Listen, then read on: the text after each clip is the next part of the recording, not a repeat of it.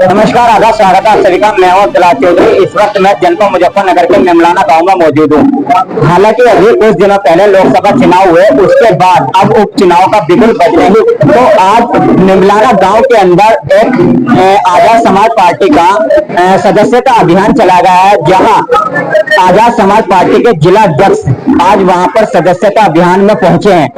आगे की जानकारी लेते हैं कि सदस्यता अभियान के दौरान किन किन लोगों को आज पद दिए गए हैं, उसी की जानकारी आज अध्यक्ष जी से लेते हैं। अध्यक्ष जी आज निमलाना गांव में पहुंचे हैं, क्या पूरा मामला है? देखो, आज निमलाना गांव में जो है ना एक मीटिंग रखी गई थी, जिसमें हमने आबिद भाई को आबिद के द्वारा ग्राम सचिव भी बनाए गए हैं। तो हमने काफी लोगों को यहाँ पद दिए हैं।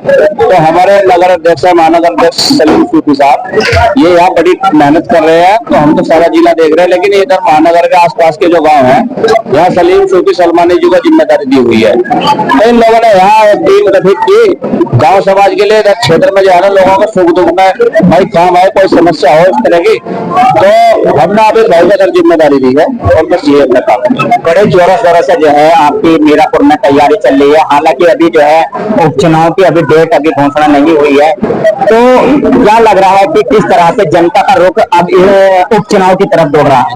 देखो, हमारे नेताजी का संघर्ष किससे छुपा नहीं है, माननीय एडवोकेट चंद्रशेखर आजाद जी का। तो वो इतनी मेहनत कर रहे हैं, उन्हें देखते हुए लोग उनसे प्रभावित हो रहे हैं, हमारी पार्टी के विचारधारा से प्रभावित हो रहे हैं। तो लोगों का बड़ा प्यार मिल रहा है। और मीरापुर नहीं, हम 10 सीट है, 10 की 10 पे बहुत अच्छी जीत बहुत अच्छी हासिल करेंगे। तो ये तो बहुत अच्छा प्यार मिल रहा है और हम मीरापुर जीतेंगे।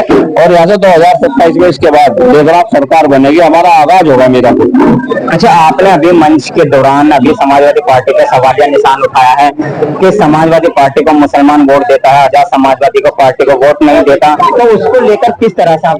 देखो, हमारी पार्टी सभी को साथ लेकर के चल रही है। ठीक है, हमें इस बात का दुख है कि समाजवादी पार्टी का वोट हमेशा लिया, लेकिन इनकी जब हकों की बात आई और इनको कोई तकलीफ आई, मनुवादियों के द्वारा एक पार्टी के द्वारा विशेष तरीके से इन पर दबाया गया, तो उस समय माननीय अखिलेश यादव जी बोलते क्यों नहीं? हमारा ये सवाल है समाजवादी पार्टी से। और एक हमारे नेताजी आजाद समाज पार्टी के राष्ट्रीय अध्यक्ष माननीय एडवोकेट चंद्रशेखर आजाद जी, वो छोटे छोटे मुद्दों पे सभी की, मुस्लिम समाज की, चाहे ओबीसी समाज की, किसी भी समाज की बात हो, वो हमेशा जोर शोर से उठाते हैं। तो ये लोग वोट तो लेते हैं, लेकिन इनकी आवाज उठाते क्यों नहीं? हम आज भी सवाल करते हैं मीडिया के सामने ये बात।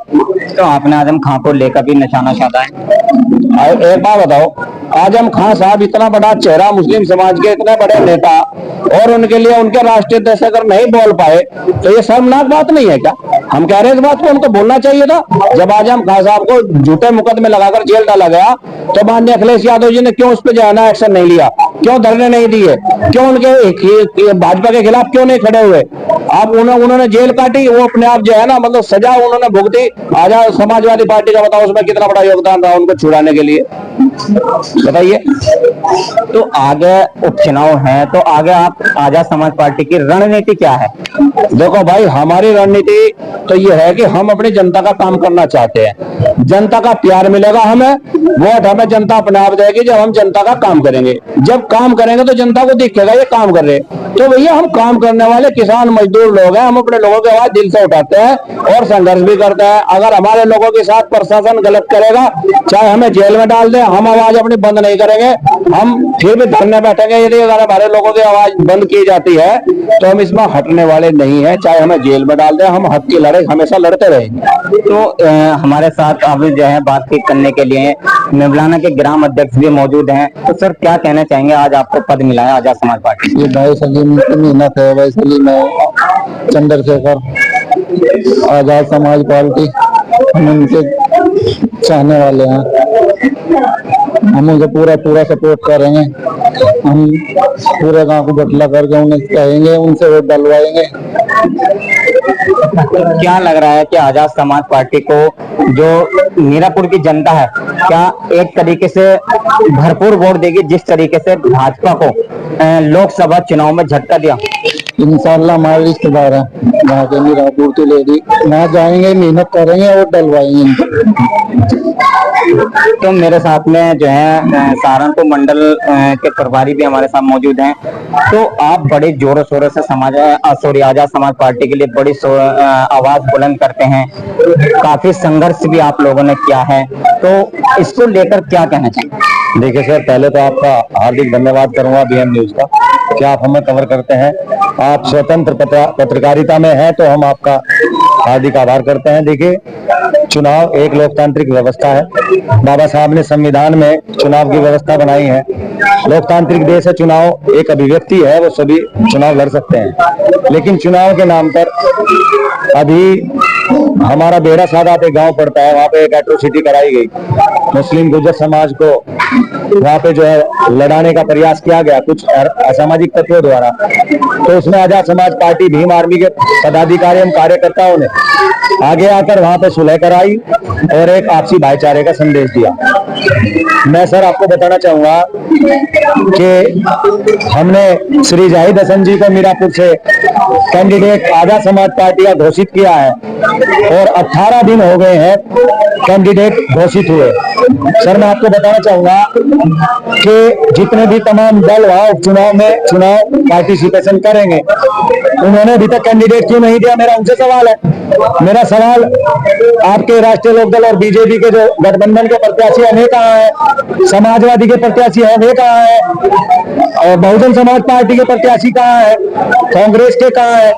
तो हमने तो एक आगाज कर दिया सर, और हमारा SC ST OBC माइनॉरिटी पूर्णतः कटिबद्ध है, एक मुट्ठी है, और हम जो है जोरों शोरों से चुनाव लड़ेंगे मीरापुर में और चुनाव जीते।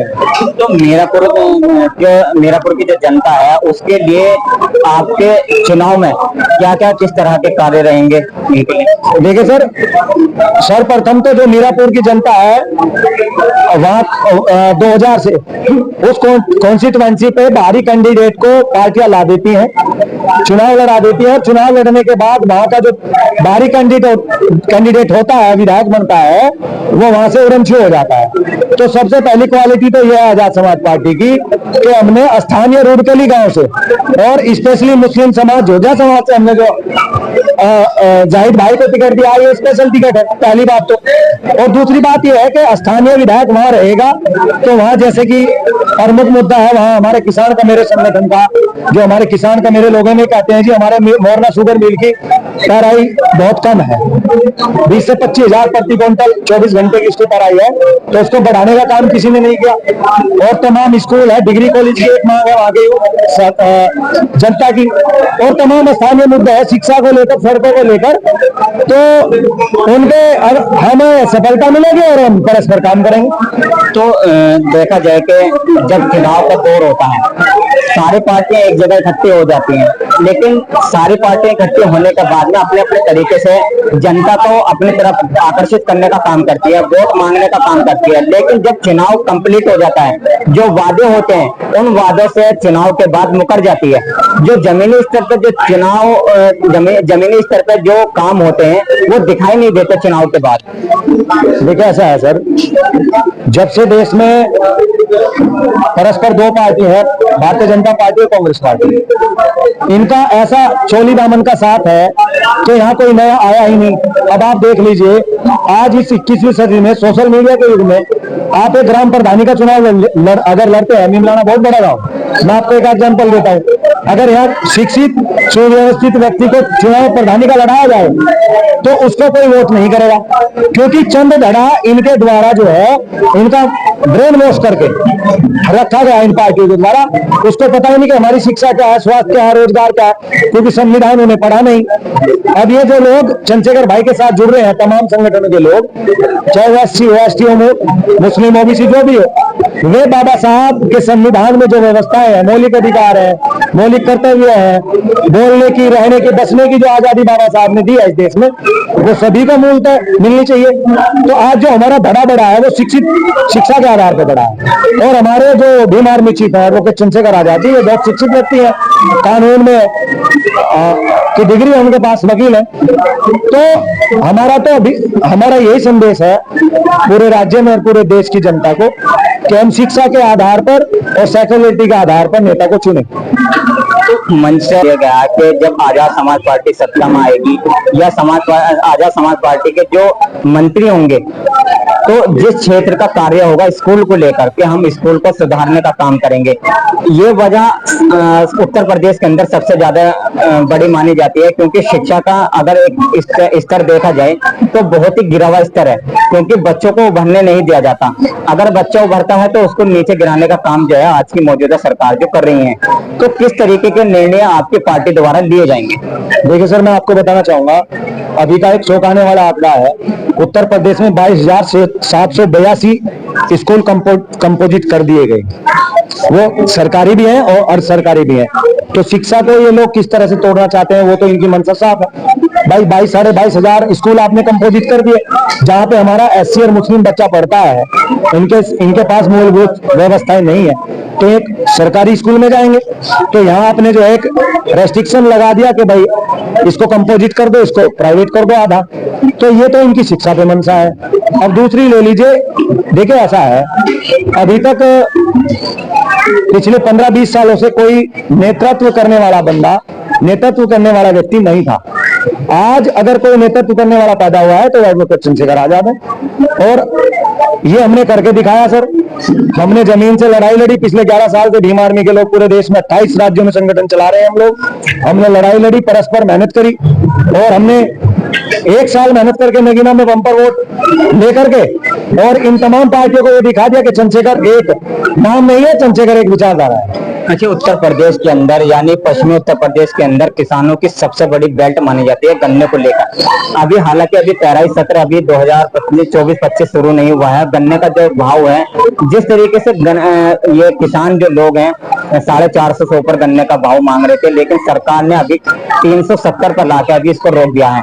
तो क्या लग रहा है कि सरकार जो है ये सत्ता में आने के बाद क्या इसको बढ़ाने का काम करेंगे, या फिर सरकारें जो हैं आने वाले 2027 में हट जाएंगी? सर, आपने बहुत अच्छा सवाल किया। देखिए, हमने नगीना चंद्रशेखर जी के हाथों में दे दिया है। मैं आपको बताना चाहूंगा, वहाँ 3 बजाज शुगर मिले हैं, बजाज की मिले हैं वहां पर, और वहां का किसान इतना परेशान है कि वहां पिछले 1.5 से 2 साल का बकाया अभी तक नहीं मिला है। तो हमने माननीय सांसद महोदय से एक डेलीगेशन, हम वहां गाँव में गए थे, हम लोगों से मिले। हमने कहा सर यहाँ तो बहुत बड़ी समस्या है कि लोगों पे, किसान का मेरे वर्ग पे इतना कर्जा है कि वो 2 साल का पेमेंट वहां बजाज शुगर मिल नहीं कर रही है। जिस प्रकार से यहाँ 5 मिलें नहीं कर रही है, इस प्रकार से वहां प्रमुख 3 मिलें हैं। एक बिजनौर के पास है, एक धामपुर साइड में है, एक नगीना नेटोर साइड में है। तो हमारे राष्ट्रीय अध्यक्ष जी ने हमें आश्वस्त किया, संगठन को आश्वस्त किया कि भाई वहां तमाम जितने भी जीएम जो उच्च संस्था के अधिकारी हैं उनको एक लेटर लिखा गया, अगर वो इस वर्ष से पेराई सत्र और बकाया पे काम नहीं करते तो भीम आर्मी आजाद समाज पार्टी उन शुगर मिलों में ताला लगाने का काम करेगी सर। अच्छा, सबसे बड़ा जो देखा जाए मीरापुर क्षेत्र में सबसे बड़ी जो समस्या आती है बरसात के मौसम में, वो बाढ़ पीड़ित लोगों की आती है। क्या होता है, जब बाढ़ पीड़ित जो लोग होते हैं उनके घरों में जो है पानी घुस जाता है और किसानों की जो फसलें हैं वो नुकसान में चली जाती हैं, लेकिन क्या है कि सरकार जो है उनको मुआवजा नहीं दे पाती। हालांकि मंत्री जी भी हैं, अनिल विधायक जी वहां पर अभी गए थे, लेकिन बाढ़ जो पीड़ित व्यक्ति हैं उनके समाधान नहीं कर पाए। तो आखिर क्या वजह है ये? देखिए सर, बाढ़ को लेकर के जब से मानसून सत्र चला है, हमारे राष्ट्रीय अध्यक्ष जी चंद्रशेखर एडवोकेट जी, माननीय सांसद नगीना ने, वहां बाढ़ को लेकर, बाढ़ का आतंक था वहां पर, नगीना में बाढ़ की समस्या है, नगीना में एक छोटा एम्स होना चाहिए, और तमाम जो व्यवस्थाएं हैं नगीना में, जो वंचित व्यवस्था है, उन पे हमारे राष्ट्रीय अध्यक्ष जी बोले हैं। अब बाढ़ की समस्या से ये मैं बता दूं आपको, जिन कैंडिडेट के सामने हम चुनाव जीते हैं वहां पर, वो बीजेपी के लगातार 2 बार विधायक, तीसरी बार इस बार हमारे सामने चुनाव लड़ रहे थे मेंबर ऑफ पार्लियामेंट का, वो कहीं भी नहीं दिखाई दिए। हमने सिर्फ और सिर्फ नगीना में चुनाव नहीं, हमने विकास, व्यवस्था, सत्ता परिवर्तन, शिक्षा, स्वास्थ्य, रोजगार, बहुत सारी तमाम वंचित व्यवस्थाएं हैं जो हमारी भीम आर्मी गांव दर गांव जाकर लोगों को समझाया कि भाई जब यहाँ लगातार 3 बार विधायक जी बन चुके हैं, ये व्यवस्था क्यों नहीं है, तो लोगों ने हमें मैंडेट दिया। अब रही बात वहां बाढ़ की, तो बाढ़ के लिए स्पेशल पैकेज चंद्रशेखर आजाद जी मांग रहे हैं सरकार, और हमें आशा है कि हमारी बात मानी जाएगी।